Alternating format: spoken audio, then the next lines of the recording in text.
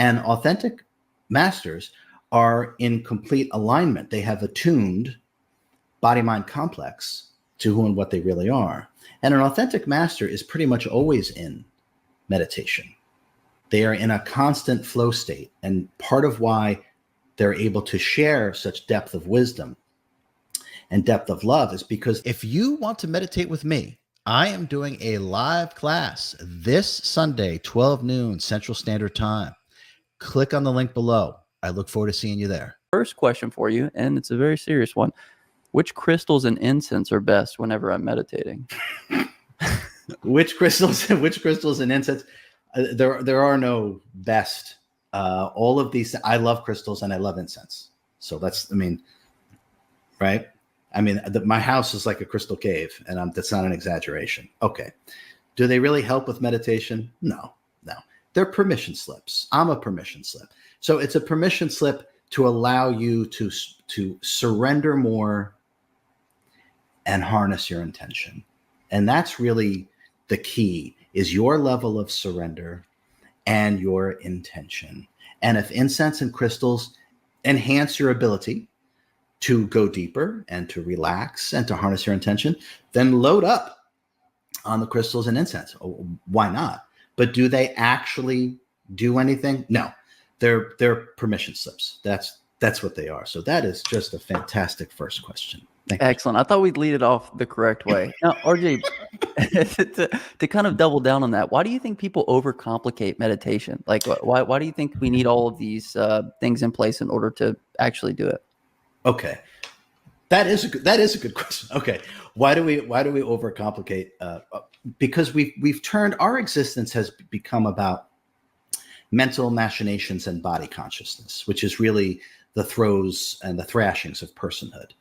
So my direct experience is that meditation is actually what we are. The self is meditation, and that's why we have these 1-second meditations.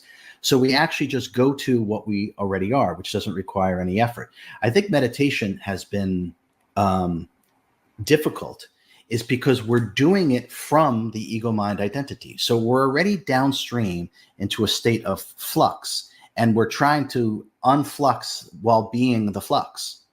So it doesn't work. So meditation, we are meditation. So it doesn't actually require an effort. And this is part of the paradigm shift I feel of these teachings. It's not a mental process. It's actually the opposite. We're accessing what exists before the mental process, which is the I am presence. So we are meditation. So, and then we just tie in what we just talked about surrender, right? And then intention. And now that intention can be the specificities of the meditation itself. So we can do a specificity can be to recommune with the higher self, to speak with God, to do a healing meditation. But meditation has become confusing for people because from my perspective, we're not really meditating. That's not meditation. If the mind is active, if the lower consciousness is active, that's not meditation. And we're going to learn how to go to what exists prior and what gives birth to the lower consciousness. And because we already are that, it doesn't really require any effort. Okay, excellent. And RJ, this might overlap a little bit, but meditation seems to be one of the most important aspects for mastering yourself, right? Whenever we see the masters, like typically we'll see them in meditative postures. Why is that? Okay, so as we just said, Justin, the self, the I am, the self with the capital S, it is meditation. So we exist prior to thinking. We exist prior to emotions. We exist prior to the body. Therefore, we exist prior to the experiences that the body has. For a memory even to be created, something must already be present. So we're going to go to that presence, that I am presence. And authentic masters are in complete alignment. They have attuned body-mind complex, or full integration, if you want to call it that, but they have attuned body-mind complex to who and what they really are.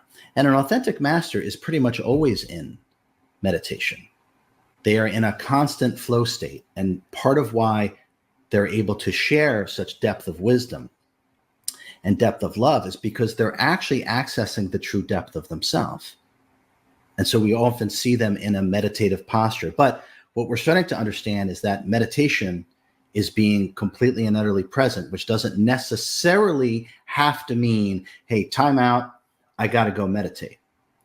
We're now able to stay in a meditative state, in a flow state, complete clarity. And you can think of it as channeling, but it's not, because you're actually just accessing more of you. So if we think of Clark Kent doing this with his suit and pulling it back, and there's the Superman outfit, what we're really doing when we're present, when we're meditating, is we're actually doing the Clark Kent. We are now accessing more and more of the true self. And that does not have to be an endeavor where we time out from our life and get our crystals and get our incense and say, I need to meditate for it. It can, but hopefully these teachings are taking it to the next level where we can be in this flow state 24/7. My friend, if you haven't realized it, I am severely shadow banned. They do not want what I talk about and what I share going out anywhere. So what does that mean?